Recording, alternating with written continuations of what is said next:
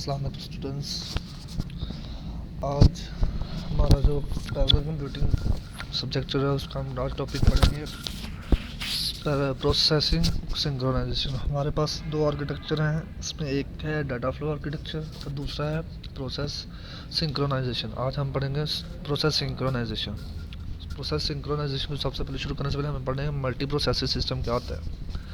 Multi processor system is an interconnection of two or more CPU with memory and input-output equipments।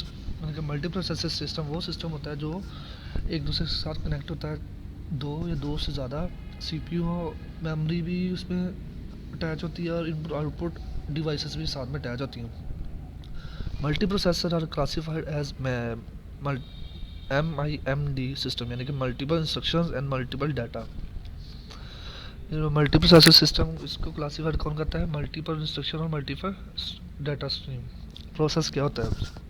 अब process is a program in execution. जो हमारा program execution में होता है उसको हम क्या कहते हैं? प्रोसेस कहते हैं। अब process can be either independent process और कोऑपरेटिव प्रोसेस, यानी कि दो तरह के हमारे जो प्रोसेस हो सकते हैं। एक तो इंडिपेंडेंट होता है, यानी कि किसी किस्म की भी डिपेंडेंसी उस पर नहीं होता। दूसरा होता है कोऑपरेटिव, हर एक के साथ कोऑपरेट करने वाला प्रोसेस, यानी हर प्रोसेस के साथ कोऑपरेट करने वाला। इंडिपेंडेंट प्रोसेस क्या होते हैं? अ process is independent if it is not affected by other process executed in the system. यानी कि ऐसा प्रोसेस जो अगर रन हो रहा है इंडिपेंडेंटली, तो उसके रन होने से किसी दूसरे प्रोसेस को कोई इफेक्ट ना हो। कौन सा प्रोसेस कहलाता है? इंडिपेंडेंट प्रोसेस कहलाता है। Process will not share data with other process. ये जो इंडिपेंडेंट होते हैं ना, ये अपना डाटा किसी के साथ शेयर नहीं करते। आगे cooperative process. A process can affect और be affected by other process executed in the system. यानी कि जब ये प्रोसेस रन होती है तो इनकी रनिंग से दूसरा जो प्रोसेस है वो अफेक्ट हो सकता है, यानी कि उसकी आउटपुट में या इनपुट में कोई ना कोई इशू आ जाता है। Process share data with other process, यानी कि ये जो प्रोसेस होते हैं ना, इसमें कोऑपरेटिव प्रोसेस, इसमें वो अपने डाटा को दूसरे डाटा या प्रोसेस के साथ शेयर कर सकते हैं। Cooperative process require inter process communication mechanism to exchange data and information. जो कोऑपरेटिव प्रोसेस होते हैं इनको आईपीसी की ज़रूरत, मैकेनिज्म की ज़रूरत होती है ताकि वो अपने डाटा को और इन्फॉर्मेशन को एक दूसरे के साथ शेयर कर सकते हैं। इसमें दो मेन फंडामेंटल मॉडल्स होते हैं, एक शेयर्ड मेमोरी होती है और दूसरा मैसेज प्रोसेसिंग। अब शेयर मेमोरी क्या होता है? A region of memory that is shared by cooperative process is established, यानी कि ऐसा मेमोरी का हिस्सा जो प्रोसेस जो कोऑपरेटिव प्रोसेस होता है ना, उसने शेयर किया होता है बाकी प्रोसेस के साथ। Process can exchange information by reading and writing to share memory. Process जो होता है वो अपनी इंफॉर्मेशन किस तरह शेयर करता है? उस शेयर मेमोरी में राइट भी करके और रीड भी करके, दोनों तरीके से अपने डाटा को शेयर कर सकते हैं, इन्फॉर्मेशन को। जो प्रोसेस होते हैं cooperative process, it allow maximum speed, यानी कि ये ज़्यादा से ज़्यादा मैक्सिमम स्पीड मुहैया करते हैं इन्फॉर्मेशन शेयर करने में। Process communicates with shared address space, यानी कि जो हमारे प्रोसेस ऑफ कम्युनिकेशन किससे करते हैं, कहाँ करते हैं? शेयर्ड मेमोरी एड्रेस स्पेस, यानी कि जो एड्रेस की स्पेस होती है उनको भी ये शेयर करते हैं कम्युनिकेशन के लिए। The main problem in share memory is process synchronization, यानी कि इसमें जो शेयर मेमोरी होती है ना, इसमें हमें सबसे बड़ी प्रॉब्लम क्या आती है? प्रोसेस सिंक्रोनाइजेशन की, यानी कि प्रोसेस को हम अच्छे तरीके से सिंक्रोनाइज नहीं कर सकते। ये देखें, प्रोसेस ए, प्रोसेस बी, और ये सेंटर में इसमें क्या है? शेयर मेमोरी, और लास्ट में है कर्नल। अब जब प्रोसेस वन भी इधर ही अपनी प्रोसेसिंग करेगा और प्रोसेस टू भी इधर से ही अपनी प्रोसेसिंग करेगा, तो शेयर मेमोरी में इनकी प्रॉब्लम मेन ये होती है कि अब हम ये नहीं कह सकते कि जो प्रोसेस वन ने इनपुट प्रोसेस वन ने प्रोसेस किया है, जब तक वो पहला नहीं कर लेगा तो दूसरे को उसकी प्रॉपर रिजल्ट नहीं मिलेगा। यानी कि फर्ज करो प्रोसेस वन ने इधर एक प्रोग्राम रन करके उसकी आउटपुट दे दी है, और दूसरा प्रोसेस तब तक नहीं स्टार्ट जब तक इधर से जो आउटपुट है उस प्रोसेस की अपडेट ना हो जाएगी। ठीक है, तो ये प्रॉब्लम आती है। प्रोसेस जो होते हैं वो सिंक नहीं होते एक दूसरे को, उनकी जो इनपुट्स होती हैं या आउटपुट्स होती हैं या वो प्रॉपर नहीं आती। ठीक है, सिंक्रोनाइजेशन में मेन चीज़ यही है कि जब प्रोसेस दो प्रोसेस एक ही वैल्यू पर प्रोसेस कर रहे हो तो फिर उन्हें वो प्रोसेस करने में प्रॉब्लम आती है, क्योंकि एक प्रोसेस की कोई और आउटपुट आ सकती है एक ही वैल्यू की, और दूसरे प्रोसेस की भी कोई और आउटपुट आ सकती है एक ही प्रोसेस वैल्यू की। तो वो फिर वो जो वैल्यू होती है वो क्या हो जाती है, कन्फ्लिक्ट आ जाता है वैल्यू का। दूसरा है message passing. Communication takes place by means of message passing exchange between cooperative process में वो कह रहा है कि मैसेज पासिंग के थ्रू जो कोऑपरेटिव प्रोसेस होते हैं वो किस तरह अपनी इन्फॉर्मेशन को या कम्युनिकेशन करते हैं, कम्युनिकेशन एक दूसरे का मैसेज पासिंग के जरिए अपनी कम्युनिकेशन करते हैं। It is useful for exchanging smaller amount of data. ये बहुत ही यूजफुल होता है किसके लिए, स्मॉल अमाउंट ऑफ डाटा के लिए। लार्ज अमाउंट ऑफ डाटा के लिए ये थोड़ा सा डिफिकल्ट होता है, क्योंकि मैसेज पासिंग में टाइम बहुत लगता है। It is time consuming is there is kernel intervention. अगर इसमें कर्नल इंक्लूड हो जाए तो क्या होता है कि काफ़ी टाइम कंज्यूम होता है। The process will be having separate address space.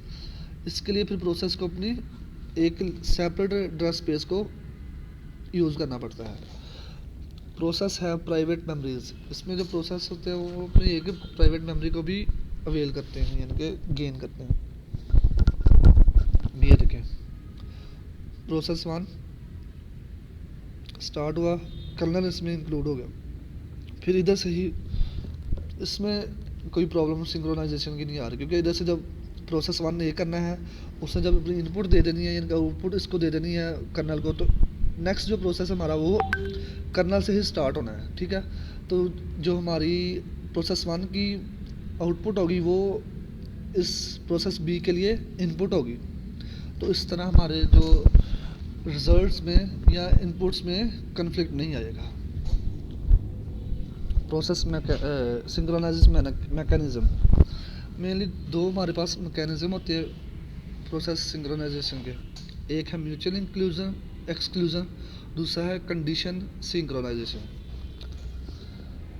Mutual exclusion, if a process is executing its critical section then no other process can execute in their critical section। Mutual exclusion वो चीज़ होती है कि जब हमारा एक process critical section जो होता है ना हमारे उसका सीपीयू का, उसमें एंटर हो जाता है, तो दूसरा जो कोई और प्रोसेस होता है, इनके सेकंड प्रोसेस अगर उसी क्रिटिकल सेक्शन में दाखिल हो जाए तो वो उस प्रोसेस में इनके क्रिटिकल सेक्शन में दाखिल नहीं हो सकता, क्योंकि एक टाइम पे हम एक ही क्रिटिकल सेक्शन में प्रोसेस को हैंडल करते हैं।